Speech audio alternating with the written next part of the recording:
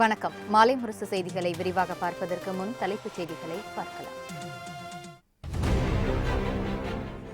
ஒட்டப்பிடாரம், சூலூர், திருப்பரங்குன்றம் தொகுதிகளில் இடைத்தேர்தல் நடத்த தயார் என சத்யபிரதா சாஹூ பேட்டி. பறக்கும் படை சோதனையில் இதுவரை 30 கோடி பணம், 209 கிலோ தங்கம் பறிமுதல் என தகவல்.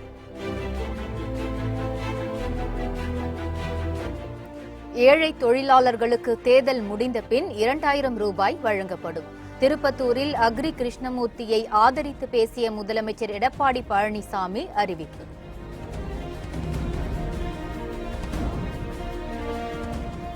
அதிமுக கூட்டணி தெளிந்த நீரோடை, திமுக கூட்டணி தேங்கி நிற்கும் குட்டை என ராமதாஸ் விமர்சனம். 18 ஆண்டுகள் மத்தியில் ஆட்சி அதிகாரத்தில் இருந்தும் தமிழக மக்களுக்காக போராடவில்லை என பேச்சு. எம்ஜிஆர், ஜெயலலிதா பற்றி பேச எடப்பாடிக்கு அருகதை இல்லை என மு.க. ஸ்டாலின் ஆவேசம். அமித்ஷாவிடம் அடகு வைத்துவிட்ட அதிமுகவை இனி ஒருபோதும் மீட்க முடியாது எனவும் தாக்கு.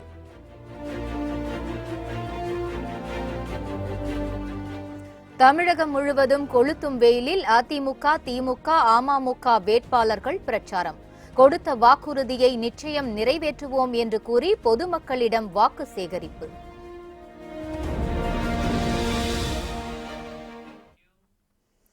இனி செய்திகளை விரிவாக பார்க்கலாம். ஒட்டப்பிடாரம், சூலூர் மற்றும் திருப்பரங்குன்றம் ஆகிய 3 தொகுதிகளுக்கும் இடைத்தேர்தல் நடத்த தயார் என தமிழக தலைமை தேர்தல் அதிகாரி சத்யபிரதா சாஹூ தெரிவித்தார். சென்னை தலைமைச் செயலகத்தில் செய்தியாளர்களிடம் பேசிய அவர், மக்களவைத் தேர்தலில் போட்டியிட 252 பேரும், 18 தொகுதி இடைத்தேர்தலில் போட்டியிட 72 பேரும் மனு தாக்கல் செய்துள்ளதாக கூறினார். திருப்பரங்குன்றம் வழக்கு முடிந்துவிட்டதையும், சூலூர் தொகுதி காலியாக இருப்பதையும் தலைமை தேர்தல் ஆணையத்துக்கு தெரிவித்துவிட்டதாக கூறிய சத்யபிரதா சாஹூ, இந்திய தேர்தல் ஆணையம் அறிவிப்பு வெளியிட்டால் ஒட்டப்பிடாரம், சூலூர் மற்றும் திருப்பரங்குன்றம் தொகுதிகளில் இடைத்தேர்தல் நடத்த தயாராக இருப்பதாகவும் நடத்தப்படும் எனவும் தெரிவித்தார். வேட்பாளர்கள் தவறான தகவலை அளித்திருந்தால் நீதிமன்றம் மற்றும் வருமான வரித்துறை விசாரணையை சந்திக்க நேரிடும் எனவும் சத்யபிரதா சாஹூ எச்சரித்துள்ளார்.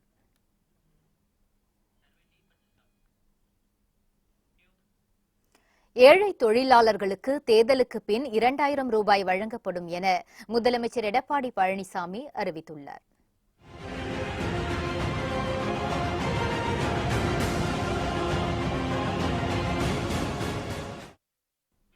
வேலூர் மாவட்டம் திருப்பத்தூரில் திருவண்ணாமலை மக்களவை தொகுதி அதிமுக வேட்பாளர் அக்ரி கிருஷ்ணமூர்த்தியை ஆதரித்து முதலமைச்சர் எடப்பாடி பழனிசாமி பிரச்சாரம் மேற்கொண்டார்.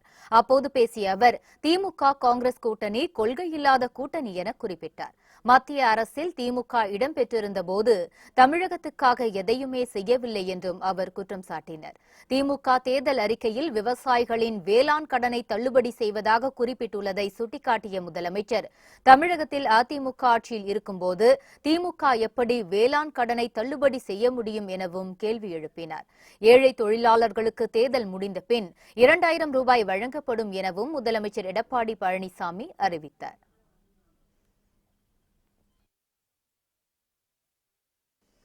மக்களுக்கு நன்மை செய்யும் பாமக அதிமுக கூட்டணி தெளிந்த நீரோடை போன்றது, திமுக கூட்டணி தேங்கி நிற்கும் குட்டை போன்றது என பாமக நிறுவனர் மருத்துவர் ராமதாஸ் தெரிவித்தார். ஆற்காட்டில் பாமக வேட்பாளர் A.K. மூர்த்தியை ஆதரித்து நடைபெற்ற தேர்தல் பிரச்சார கூட்டத்தில் பேசிய அவர், அதிமுக கூட்டணியால் மட்டுமே பெண்களுக்கு பாதுகாப்பு அளிக்க முடியும் எனவும், திமுக கூட்டணியால் மகளிருக்கு பாதுகாப்பு அளிக்க முடியாது என்றும் தெரிவித்தார். அண்ணா திராவிட முன்னேற்ற கழகம் தலைமையில் அமைந்திருக்கின்ற இந்த கூட்டணி ஒரு தெளிந்த நீரோடை. தண்ணி போயிட்டே இருக்க, ரொம்ப நல்லா இருக்க, அதை அள்ளி அள்ளி பருகலாம், குடிக்கலாம். ஆனா திமுக அணியில் இருக்கிற அது தேங்கி கிடைக்கிற ஒரு குட்டை. எம்ஜிஆர் ஜெயலலிதா பற்றி பேச எடப்பாடி பழனிசாமிக்கு என்ன அருகதை இருக்கிறது என திமுக தலைவர் மு.க.ஸ்டாலின் கேள்வி எழுப்பினார். தருமபுரி நாடாளுமன்ற தொகுதியில் போட்டியிடும் திமுக வேட்பாளர் செந்தில்குமார் மற்றும் அரூர் சட்டசபை தொகுதி இடைத்தேர்தலில் போட்டியிடும் திமுக வேட்பாளர் கிருஷ்ணகுமார் ஆகியோரை ஆதரித்து திமுக தலைவர் மு.க.ஸ்டாலின் தேர்தல் பிரச்சாரம் செய்தார். அப்போது பேசிய அவர், எம்ஜிஆர் ஜெயலலிதா பற்றி பேச எடப்பாடி பழனிசாமிக்கு என்ன அருகதை இருக்கிறது என கேள்வி எழுப்பினார். மேலும் எம்ஜிஆர் ஜெயலலிதாவை மறந்துவிட்டு நரேந்திர மோடியையும் அமித்ஷாவையும் தெய்வமாக இன்றைக்கு வணங்கிக் கொண்டு இருக்கக்கூடியவர் எடப்பாடி பழனிசாமி என்று குற்றம் சாட்டிய ஸ்டாலின், அதிமுகவை இன்றைக்கு அமித்ஷாவிடம் அடகு வைத்திருப்பதாக தெரிவித்தார்.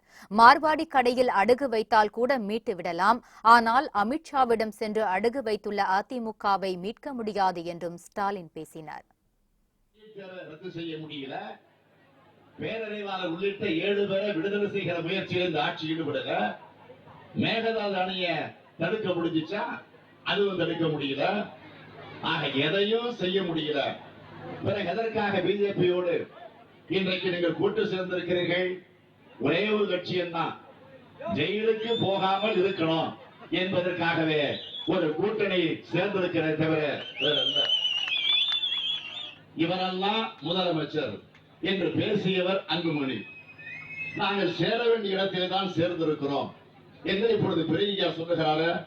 ஆமா, அழிவு சக்திகள் அனைத்தும் ஒன்று சேர்ந்திருக்கிறது. இதுதான் உண்மை. ஸ்டாலின் எதிர்க்கட்சித் தலைவர் என்பதையே மறந்துவிட்டு பேசுகிறார் என தமிழக பாஜக தலைவர் தமிழிசை சவுந்தரராஜன் குற்றம் சாட்டியுள்ளார். சென்னை விமான நிலையத்தில் செய்தியாளர்களிடம் பேசிய அவர், வாரணாசியில் பிரதமர் மோடிதான் வெற்றி பெறுவார் என்றும் கூறினார். மரியாதைக்குரிய மோடி அவர்கள் பலம் வாய்ந்த ஒரு வேட்பாளர், பிரதமர். அதனால் அவருக்கு எதிராக யார் வேணாலும் போட்டி போடலாம். வெற்றி பெறப்போவது மோடி அவர்கள் தான். அதே போல தமிழகத்திலும் இந்த கூட்டணி மிக பலமான கூட்டணியாக அமைந்திருக்கிறது. எங்களை பொறுத்தமட்டில் நல்ல திட்டங்களை எடுத்து செல்ல இருக்கிறோம். ஸ்டாலின் பாத்தீங்கன்னா வர வர ஸ்டாலினோட பேச்சுல தரம் குறைந்து பேச்சை பேசுகிறார். ஒரு எதிர்க்கட்சி தலைவர் என்பதை மறந்து தரம் குறைந்து விமர்சனம் செய்கிறார். என்னை பொறுத்தமட்டில் தமிழக அரசியல் ஒரு ஆரோக்கியமான சூழ்நிலைக்கு வர வேண்டும் என்று நான் நினைக்கிறேன். அதனால இன்று நல்ல திட்டங்களை நாங்கள் எடுத்து வைப்போம். நிச்சயமாக எங்கள் கூட்டணிக்கு வெற்றி வாய்ப்பு பிரகாசமாக இருக்கிறது. அதிமுகவை அழிக்க நினைப்பவர்களை அரசியலில் இருந்து அப்புறப்படுத்த வேண்டும் என அமைச்சர் காமராஜ் ஆவேச உரையாற்றினார். அதிமுக கூட்டணி சார்பாக தஞ்சாவூர் தமாக நாடாளுமன்ற வேட்பாளர் நடராஜன் அறிமுக கூட்டம் மன்னார்குடியில் நடைபெற்றது. இதில் பாஜக, தேமுதிக உள்ளிட்ட கூட்டணி கட்சியினர் கலந்து கொண்டனர். கூட்டத்தில் உணவுத்துறை அமைச்சர் காமராஜ், மாநிலங்களவை உறுப்பினர் வைத்தியலிங்கம் ஆகியோர் பங்கேற்று உரையாற்றினர். அப்போது பேசிய அமைச்சர் காமராஜ், அதிமுகவை அழிக்க வேண்டும், இரட்டை இலையை முடக்க வேண்டும் என்று கூறியவர்களை அரசியலிலிருந்தே அப்புறப்படுத்த வேண்டும் என ஆவேச உரையாற்றினார்.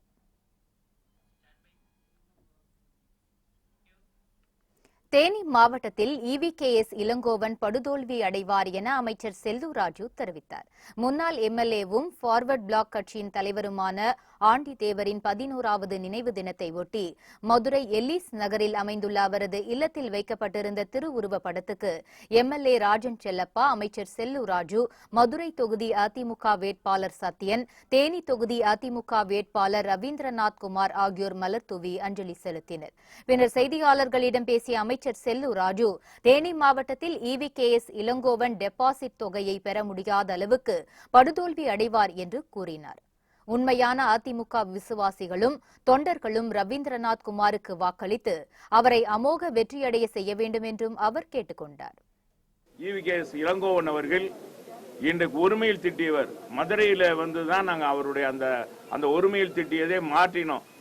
அந்த ஒருமையில் திட்டிக் கொண்டிருந்தால் பல அம்மா இருக்கும்போதே அப்படிப்பட்டவருக்கு சரியான பாடம் புகட்ட அம்மாவுடைய மாவட்டமான தேனி மாவட்டத்திற்கே அவர் வந்திருக்கிறார். இதுதான் அம்மாவுடைய இன்றைக்கு அம்மாவுடைய அந்த ஆத்மா அவர் அங்கு மிகப்பெரிய ஒரு மோசமான ஒரு தோல்வியை சந்திக்க இருக்கிறார். அதுக்கு அண்ணா திராவிட முன்னேற்ற கழக தொண்டன் ஒவ்வொருவரும் பாடுபடுவோம். தொடர்ந்து பேசிய தேனி தொகுதி வேட்பாளர் ரவீந்திரநாத் குமார் மறைந்த முதலமைச்சர் ஜெயலலிதாவின் சாதனைகளையும் தற்போதைய முதலமைச்சர் எடப்பாடி பழனிசாமியின் சாதனைகளையும் மக்கள் மத்தியில் எடுத்துக் கூறி வாக்கு சேகரிக்க உள்ளதாக கூறினார். EVKS இளங்கோவன் சொந்த ஊரில் போட்டியிடாமல் தேனி மாவட்டத்தில் போட்டியிடுவது கண்டிப்பாக அவருக்கு தோல்வியை தான் கொடுக்கும் என்றும் அவர் தெரிவித்தார். அம்மாவுடைய வழியில் இன்றைக்கு நம்மளுடைய தமிழ்நாடு முதலமைச்சர் அண்ணன் எடப்பாடி பழனிசாமி அவர்களுடைய அரசு இன்னைக்கு அம்மாவுடைய திட்டங்களை முழுமையாக இன்னைக்கு செயல்படுத்திக் கொண்டிருக்கின்றது. அதை சொல்லி நாங்கள் வாக்கு சேகரிப்போம், வாக்கு சேகரித்து நாங்கள் வெற்றி பெறுவோம் என்பதை EVKS இளங்கோவன் அவர்கள் ஈரோடு மாவட்டத்தை சேர்ந்தவர். அவருடைய பகுதியில் அவர் நிற்காம தேனி பாராளுமன்ற தொகுதியில நிற்கிறாரு. ஆக நாங்கள் தேனி பாராளுமன்ற தொகுதியில் உரிமை பிரச்சனை, முல்லை பெரியார் அணை பிரச்சனை மருத்துவமனை மக்களுடைய பிரச்சனைகளில் நாங்கள் உடனடியாக நாங்கள் சென்று சேர்ந்து பாடுபட்டிருக்கின்றோம். மக்களவைத் தேர்தலை ஒட்டி நாம் தமிழர் கட்சியின் தேர்தல் அறிக்கை இன்று மாலை வெளியிடப்படும் என அக்கட்சியின் ஒருங்கிணைப்பாளர் சீமான் அறிவித்துள்ளார். சென்னை வலசரவாக்கத்தில் நாடாளுமன்ற மற்றும் சட்டமன்ற இடைத்தேர்தலை முன்னிட்டு நாம் தமிழர் கட்சியின் வேட்பாளர்கள் கலந்தாய்வு கூட்டம் அக்கட்சியின் ஒருங்கிணைப்பாளர் சீமான் தலைமையில் நடைபெற்றது. இதனைத் தொடர்ந்து மாலையில் அனைத்து வேட்பாளர்களையும் ஒரே மேடையில் அறிமுகப்படுத்தும் பொதுக்கூட்டம் நடைபெறும் என அறிவிக்கப்பட்டுள்ளது. இந்த கூட்டத்திற்கு பின் செய்தியாளர்களிடம் பேசிய சீமான் அதிமுக திமுக தேர்தல் அறிக்கைகள் பழைய தேர்தல் அறிக்கைகளின் நகல் என விமர்சித்தார். ஊழலற்ற, லஞ்சமற்ற, பசி இல்லாத, சாதிய இழிவு அற்ற, அடக்குமுறையற்ற, மது போதையற்ற ஒரு தூய தேசம் படைக்க வேண்டும் என நினைப்பதாகவும் அவர் கூறினார்.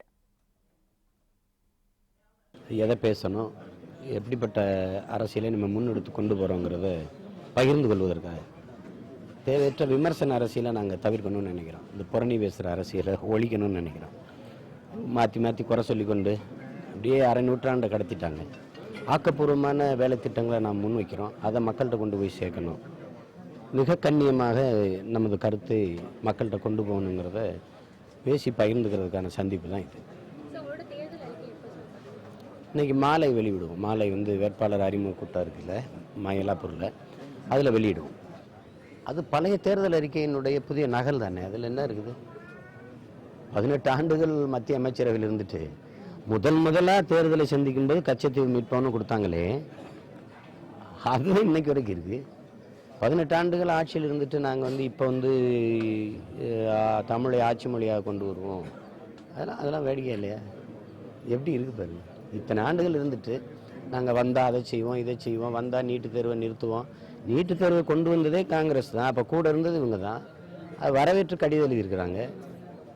எல்லாமே அதே மாதிரி தான் அதிமுக அறிக்கைகளும் அதே தான். 37 பாராளுமன்ற உறுப்பினரை கொடுத்து என்ன சாதிச்சிருக்காங்க? மத்தியில் கேடியாட்சி, மாநிலத்தில் அடிமையாட்சி இரண்டுக்கும் முற்றுப்புள்ளி வைக்க வேண்டும் என மத்திய சென்னை திமுக வேட்பாளர் தயாநிதி மாறன் தெரிவித்தார். சென்னை வில்லிவாக்கத்தில் சேகர்பாபு தலைமையில் நடைபெற்ற மதசார்பற்ற முற்போக்கு கூட்டணி கட்சிகளின் செயல் வீரர்கள் கூட்டத்தில் மத்திய சென்னை திமுக வேட்பாளர் தயாநிதி மாறன் கலந்து கொண்டார். பின்னர் செய்தியாளர்களிடம் பேசிய தயாநிதி மாறன் 18 சட்டசபை தொகுதி தேர்தல் முடிவால் தமிழகத்தில் ஆட்சி மாற்றம் ஏற்படும் என தெரிவித்தார். தலைவர் மு.க. ஸ்டாலின் முதல்வர் ஆவார் என்று கூறிய அவர் கண்டிப்பாக தமிழகம் முன்னேறும் என்றும் நம்பிக்கை தெரிவித்தார். வரவிருக்கின்ற நாடாளுமன்ற மற்றும் சட்டமன்ற இடைத்தேர்தல் மிக முக்கியமான தேர்தல். ஒன்று, நாடாளுமன்ற தேர்தல் முடிவால் இந்தியாவின் தலையெழுத்து மாறப்போகிறது. நல்லதொரு ஆட்சி, மதச்சார்பற்ற முற்போக்கு கூட்டணியின் ஆட்சி அமையவிருப்பதால் மக்களுக்கு பல நல்ல திட்டங்கள் வந்து சேரும். குறிப்பாக புறக்கணிக்கப்பட்ட தமிழகத்துக்கு முதலிடம் தரப்படும் என்ற நம்பிக்கையோடு நாங்கள் செயல்படுகிறோம். அதேபோல் இந்த 18 சட்டமன்ற தேர்தல் வருகிற முடிவால் தமிழகத்திலே ஆட்சி மாற்றம் ஏற்படும். எங்கள் தலைவர் தளபதி மு.க. ஸ்டாலின் அவர்கள் முதல்வராக ஆவார். கண்டிப்பாக தமிழகம் முன்னேறும் என்று கூறி வெளிப்படுகிறோம். அங்கே மத்தியிலே ஒரு கேடி ஆட்சி, மாநிலத்திலே ஒரு அடிமை ஆட்சி, இந்த 2 ஆட்சிக்கு நாம் முற்றுப்புள்ளி வைக்க வேண்டும். நாடாளுமன்ற தேர்தலுக்காக அனைத்து கட்சி வேட்பாளர்களும் போட்டி போட்டுக்கொண்டு தேர்தல் பிரச்சாரத்தில் ஈடுபட்டுள்ளனர். தென்சென்னை தொகுதியில் போட்டியிடும் திமுக வேட்பாளர் தமிழச்சி தங்கபாண்டியன் மேற்கு மாம்பலத்தில் தீவிர வாக்கு சேகரிப்பில் ஈடுபட்டார். அப்போது பேசிய அவர், திமுக சர்க்கரை பொங்கல் போலவும் அதிமுக ரசாயனம் போன கண்ணாடி போல் பிரதிபலிக்க முடியாது எனவும் விமர்சித்தார். மத்திய அரசிடம் அடிபணிந்த அரசாக அதிமுக உள்ளதாகவும் தமிழச்சி தங்கபாண்டியன் தெரிவித்தார். நடுத்தர மக்களுக்கும் அனைத்து தரப்பு மக்களுக்கும் தருகின்ற சுவையான இனிப்பு பொங்கல், மக்களுக்கான அத்துணை விஷயங்களையும் உள்ளடக்கிய இனிப்பு பொங்கல் அதிமுகவினுடைய தேர்தல் அறிக்கை உடைந்து சிதறி கிடக்கின்ற ரசம் போன கண்ணாடிக்கல். வலியுறுத்துகிறோம், அதனை நாங்கள் முன்னிறுத்துகின்றோம், அதனை நாங்கள் மேற்கொள்வோம். இதேபோல் பொள்ளாச்சி நாடாளுமன்ற தொகுதியில் அதிமுக சார்பில் போட்டியிடும் மகேந்திரனும் தனது பிரச்சாரத்தை தொடங்கினார். இதில் மகேந்திரனுக்கு ஆதரவாக பிரச்சாரத்தில் ஈடுபட்ட துணை சபாநாயகர் பொள்ளாச்சி ஜெயராமன் 3 லட்சம் வாக்குகள் வித்தியாசத்தில் அதிமுக வெற்றி பெறும் என கூறினார். பொள்ளாச்சி கோவை சாலை, பொள்ளாச்சி திண்டுக்கல் சாலை, பொள்ளாச்சி பாலக்காடு சாலை போன்ற பல சாலைகளை பெற்றுக் கொடுத்த, பொள்ளாச்சி வட்டாரத்தினுடைய கட்டமைப்பை உயர்த்தி கொடுத்த அம்மாவின் வேட்பாளர் மகேந்திரனை 3 லட்சம் ஓட்டு வித்தியாசத்தில் வெற்றி பெற அனைவரும் கடுமையாக உழைக்க. திருவள்ளூரில் பிரச்சாரத்தில் ஈடுபட்ட அம்மா மக்கள் முன்னேற்ற கழக வேட்பாளர் பொன்ராஜா அரசு மருத்துவமனையை மருத்துவக் கல்லூரியுடன் கூடிய மருத்துவமனையாக மாற்றப்படும் என உறுதியளித்தார். திருவள்ளூரில் இருக்கின்ற மாவட்ட மருத்துவமனையை மருத்துவக் கல்லூரி மருத்துவமனையாக தரம் உயர்த்தி அந்த பகுதி மக்களின் நீண்ட நாள் கோரிக்கையை நிறைவேற்றுவதற்கும், அந்த மாவட்ட மருத்துவமனையை பொன்னேரியில் இருக்கின்ற மருத்துவமனைக்கு சென்னைக்கு செல்ல வேண்டிய நிலையினை தவிர்த்து இங்கேயே அந்த அத்துணை மருத்துவ வசதிகளும் பெற்றுத் தருவதற்கு நான் முயற்சி செய்வேன். மக்களவை தொகுதியில் போட்டியிடும் அனைத்து கட்சி வேட்பாளர்கள் வேட்புமனு தாக்கலை தொடர்ந்து தீவிர பிரச்சாரத்தில் களமிறங்கியுள்ளனர். நெல்லை நாடாளுமன்ற தொகுதியில் போட்டியிடும் அமமுக வேட்பாளர் அருள்மணி கூட்டணி கட்சிகளுடன் மேலப்பாளையத்தில் தேர்தல் பிரச்சாரத்தை தொடங்கினார். கூட்டணி கட்சிகளான எஸ்டிபிஐ, தமிழக மக்கள் ஜனநாயக கட்சி நிர்வாகிகளுடன் வாக்குறுதி அச்சிடப்பட்ட துண்டு பிரசுரங்களை பொதுமக்களிடம் வழங்கி தீவிர வாக்கு சேகரிப்பில் ஈடுபட்டார். திருப்பூர் மாவட்டம் உடுமலையில் பொள்ளாச்சி நாடாளுமன்ற அதிமுக வேட்பாளர் மகேந்திரனின் அறிமுக கூட்டம் நடைபெற்றது. அதிமுக வேட்பாளருக்கு பாமக சார்பில் உற்சாக வரவேற்பு அளிக்கப்பட்டது. இந்நிகழ்ச்சியில் திரளான கட்சி நிர்வாகிகள் கலந்து கொண்டனர். நாகர்கோவிலுக்கு வந்த கன்னியாகுமரி நாடாளுமன்ற தொகுதி அமமுக வேட்பாளர் லட்சுமணனுக்கு ரயில் நிலையத்தில் தொண்டர்கள் மற்றும் பொதுமக்கள் உற்சாக வரவேற்பு அளித்தனர். அப்போது குமரி மாவட்ட செயலாளர்கள் பச்சைமால், ஜெங்கின்ஸ் உள்ளிட்ட கழக நிர்வாகிகள் உடனிருந்தனர்.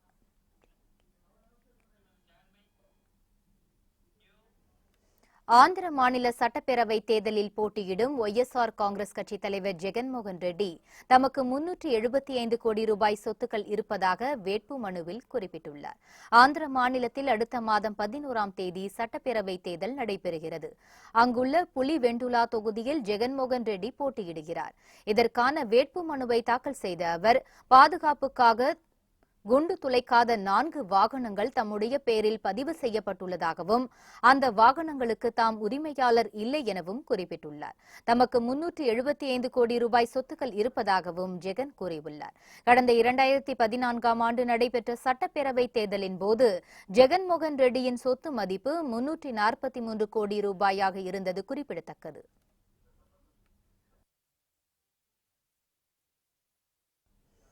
ஆந்திரா மற்றும் தெலுங்கானா மாநிலங்களில் போட்டியிடும் வேட்பாளர்களில் விஸ்வேஸ்வர் ரெட்டி தான் பணக்கார வேட்பாளர் என்பது தெரியவந்துள்ளது. தெலுங்கானாவின் சிவெல்லா பகுதியில் போட்டியிடும் கொண்டா விஸ்வேஸ்வர் ரெட்டி தாக்கல் செய்த வேட்பு மனுவுடன் சொத்து விவரம் குறித்த அறிக்கையையும் சமர்ப்பித்திருந்தார். அதில் அவரது சொத்து மதிப்பு 895 கோடி ரூபாய் என குறிப்பிடப்பட்டுள்ளது. இதில் 223 கோடி அசையும் சொத்துக்கள் என தெரிவிக்கப்பட்டுள்ளது.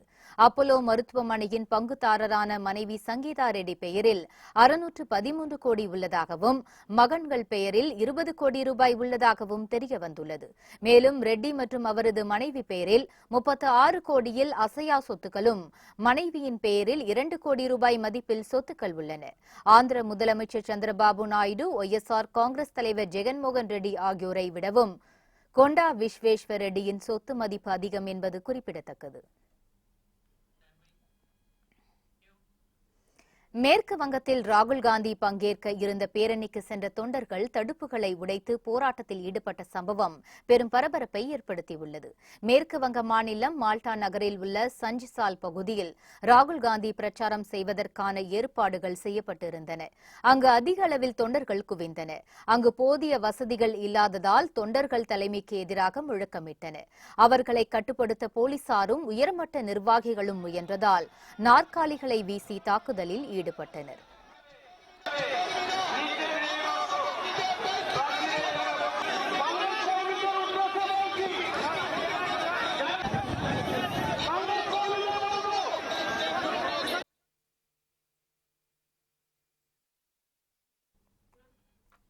தொடர்ந்து அதிக அளவில் காவலர்கள் அங்கு விரைந்து தொண்டர்களை கட்டுப்படுத்தினர். இந்த சம்பவத்தின் போது ராகுல் காந்தி அங்கு வரவில்லை. அவர் பீகார் மாநிலம் பூர்ணியாவில் பிரச்சாரத்தில் ஈடுபட்டிருந்தார். தமிழகத்தில் கருத்து சுதந்திரம் உள்ளதா என்பதை ஆராய்ச்சி மாணவி சோஃபியாவிடம் தமிழிசை கேட்டு தெரிந்து கொள்ளட்டும் என கனிமொழி தெரிவித்துள்ளார். தூத்துக்குடி திரேஸ்புரத்தில் மீனவர்களிடம் வாக்கு கேட்ட திமுக வேட்பாளர் கனிமொழி செய்தியாளர்களிடம் பேசியபோது இவ்வாறு தெரிவித்தார். இது என்னுடைய கருத்து சுதந்திரத்தை பத்தி நான் பேசல. நான் திராவிட முன்னேற்ற கழகம் என்ற மாபெரும் இயக்கத்தின் பின்னணியிலே பேசுகிறேன். உண்மையாக கருத்து சுதந்திரத்தை பத்தி கேட்கணும்னா மாணவி சோஃபியா இருந்த கருத்து சுதந்திரம் அது எப்படி பறிக்கப்பட்டது அப்படின்னு தமிழிசை கிட்ட கேட்க சொல்லுங்க, இல்லைன்னா சோஃபியா கிட்ட கேட்க சொல்லுங்க. கருத்து சுதந்திரம் இருக்கிறதா இல்லையா? மதச்சார்பின்மையை பாதுகாக்க பாரதிய ஜனதா ஆட்சிக்கு வரக்கூடாது என மார்க்சிஸ்ட் கட்சி மாநில செயலாளர் பாலகிருஷ்ணன் தெரிவித்தார். விடுதலை போராட்ட வீரர் பகத்சிங் நினைவு நாளை முன்னிட்டு நுங்கம்பாக்கத்தில் அமைந்துள்ள அவரது சிலைக்கு மார்க்சிஸ்ட் கட்சி மாநில செயலாளர் பாலகிருஷ்ணன் மாலை அணிவித்து மரியாதை செலுத்தினார். பின்னர் செய்தியாளர்களுக்கு பேட்டியளித்த அவர் மக்களவைத் தேர்தலோடு தமிழகத்தில் ஆட்சி மாற்றம் ஏற்படும் என தெரிவித்தார். ஒரு மதசார்பற்ற டாக்டர் அம்பேத்கரால் உருவாக்கப்பட்டிருக்கிற ஒரு மதசார்பற்ற அரசியல் சாசனத்தின் அடிப்படையிலே இந்திய நாடு உருவாக்கப்பட்டது. ஆனால் இன்றைக்கு மத்தியிலே ஆட்சி இருக்கிற நரேந்திர மோடி இந்தியாவுடைய பாரம்பரியத்தையும் பகத்சிங் போன்றிருக்கிற அந்த மா வீரர்களுடைய தியாகத்தையும் கொச்சைப்படுத்துகிற முறையில் அமெரிக்க ஏகாதிபத்தியத்தினுடைய காலடிகளிலே இந்தியாவுடைய இறையாண்மையை சரணாகதி அடைய வைப்பது மட்டுமல்லாமல் உருவாக்கப்பட்ட மதச்சார்பின்மைக்கு இன்றைக்கு சவால் விடுகிற முறையில் இந்த நாட்டிலே ஒரு மதவெறி அரசாங்கத்தை தலைமை தாங்கி நடத்தி கொண்டிருக்கிறார்கள். அதிமுக கூட்டணி மெகா கூட்டணி அல்ல, வெட்கமில்லாத கூட்டணி என்று திமுக தலைவர் மு க ஸ்டாலின் மகன் உதயநிதி கடுமையாக விமர்சித்துள்ளார். சேலம் ஆத்தூரில் கள்ளக்குறிச்சி வேட்பாளர் கௌதம சிகாமணிக்கு வாக்கு சேகரித்தார். அப்போது பேசிய உதயநிதி, முதலமைச்சர் எடப்பாடி பழனிசாமியும் அன்புமணி ராமதாசும் எப்படி ஒரே வாகனத்தில் நின்று வாக்கு கேட்கிறார்கள் என வினா எழுப்பினார். மக்களுடைய எதிர்ப்பெல்லாம் மீறி விவசாயிகளுடைய நிலத்தெல்லாம் ஆக்கிரமிச்சு ஒரு தேசிய நெடுஞ்சாலை போடணும்னு சொல்லிட்டு இருக்காங்க. இதனால பாதிக்கப்பட்டவங்க யார் தெரியுமா? விவசாயிகள். இதை நம்முடைய தேர்தல் அறிக்கையில் சொல்லியிருக்கோம். கண்டிப்பா இது வந்தோடனே இந்த தேசிய நெடுஞ்சாலை மக்களுடைய விருப்பத்துக்கு ஏற்ற மாதிரி மாற்றி அமைக்கப்படும். இதுக்கு முதல்ல எதிர்ப்பு தெரிவிச்சது நம்முடைய திராவிட முன்னேற்ற கழகம். இரண்டாவது எதிர்ப்பு தெரிவிச்சது யார் தெரியுமா? இப்ப அவங்களோட கூட்டு சேர்ந்திருக்கிறாருல அன்புமணி ராமதாஸ், அவர் தான் சொன்னாரு இந்த தேசிய நெடுஞ்சாலை தேவையே இல்லை, இதுல கொள்ள அடிக்கிறாங்க அப்படின்னு. ஒரு கவுன்சிலராக இருக்கிறது கூட தகுதி இல்லாதவர் ஒரு முதலமைச்சரா உட்கார்ந்து இருக்காருன்னு சொன்னாரு. நேற்று அவரோட சேர்ந்து இவரும் ஓட்டு கேட்டு உங்க முன்னாடி வந்துட்டு இருக்காங்கன்னா உங்க எல்லாம் பார்த்தா எழுச்சா மாதிரி தெரியுது. அவங்களுக்கு எல்லாம் இந்த தேர்தலில் நீங்க பாட புகட்ட போறீங்களா இல்லையா? பொள்ளாச்சி பாலியல் விவகாரத்தில் பாதிக்கப்பட்ட பெண்ணின் பெயரை வெளியிட்ட கோவை எஸ்பி மீது வழக்கு பதிய கோரி உயர்நீதிமன்றத்தில் மனு தாக்கல் செய்யப்பட்டுள்ளது. பொள்ளாச்சி பாலியல் விவகாரம் சம்பவத்தில் பாதிக்கப்பட்ட பெண்ணின் விவரங்களை காவல்துறை வெளியிட்டது. இதற்கு எதிராக சென்னை உயர்நீதிமன்றத்தில் வழக்கறிஞர் சூரியபிரகாசம் மனு தாக்கல் செய்துள்ளார். அதில் பாதிக்கப்பட்ட பெண்ணின் பெயரை வெளியிட்டது இந்திய தண்டனை சட்டத்தின்படி குற்றமாகும் என தெரிவிக்கப்பட்டுள்ளது.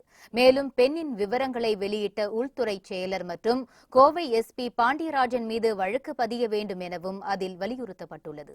வழக்கறிஞர் சூரியபிரகாசம் தொடர்ந்த வழக்கு வரும் 25ஆம் தேதி விசாரணைக்கு வருகிறது. விருதுநகர், ஈரோடு மாவட்டங்களில் ஏற்பட்ட வெவ்வேறு தீ விபத்துகளில் பல லட்சம் ரூபாய் மதிப்பிலான பொருட்கள் எரிந்து சாம்பலாகின. திருவில்லிபுத்தூர் அருகே மேலத்தொட்டிப்பட்டியில் சுந்தரமூர்த்தி என்பவர் 1.5 ஏக்கர் பரப்பளவிலான நிலத்தில் கோழிப்பண்ணை வைத்துள்ளார். வெயிலின் தாக்கம் அதிகமான நிலையில் ஒரு வாரத்துக்கு முன் இங்கிருந்த கோழிகளை ஒப்பந்த முறையிலான நிறுவனத்துக்கு கொடுத்துவிட்டார். இந்நிலையில் நேற்றிரவு கோழிப்பண்ணை கூடாரம் தீப்பிடித்து எரிந்தது. தகவல் அறிந்து விரைந்து சென்ற தீயணைப்புத் துறையினர் பல மணி நேரம் போராடி தீயை கட்டுப்படுத்தினர். இதில் பல லட்சம் ரூபாய் மதிப்பிலான பொருட்கள் எரிந்து சாம்பலாகின. இந்த விபத்து குறித்து காவல்துறையினர் விசாரித்து வருகின்றனர். பண்ணை கூடாரத்தில் கோழிகள் இல்லாததால் இழப்பு தவிர்க்கப்பட்டது. இதேபோல் ஈரோடு வீரப்பன்சத்திரம் அருகே உள்ள சுப்பிரமணிய கவுண்டன் வலசு என்னும் இடத்தில் செல்வராஜ் என்பவருக்கு சொந்தமான சைசிங் மில்லில் நேற்றிரவு தீப்பிடித்தது. அப்போது வேலை செய்து கொண்டிருந்த தொழிலாளிகள் உடனடியாக வெளியேறி உயிர் தப்பினர். தகவல் அறிந்து விரைந்து வந்த தீயணைப்பு படையினர் தீவிரமாக போராடி தீயை அணைத்தனர். இந்த தீ விபத்தில் 85 லட்சம் ரூபாய் மதிப்பிலான நூல் பண்டல்கள், இயந்திரங்கள் எரிந்து சேதமடைந்தன. இதுகுறித்து ஈரோடு வடக்கு காவல் நிலையத்தில் வழக்கு பதிந்து விசாரித்து வருகின்றனர். புத்தம் புதிய செய்திகள் அவ்வப்போது முழுமையாக மாலை முரசு தொலைக்காட்சி வழங்கும். இணைந்திருங்கள் மாலை முரசு தொலைக்காட்சியுடன். வணக்கம்.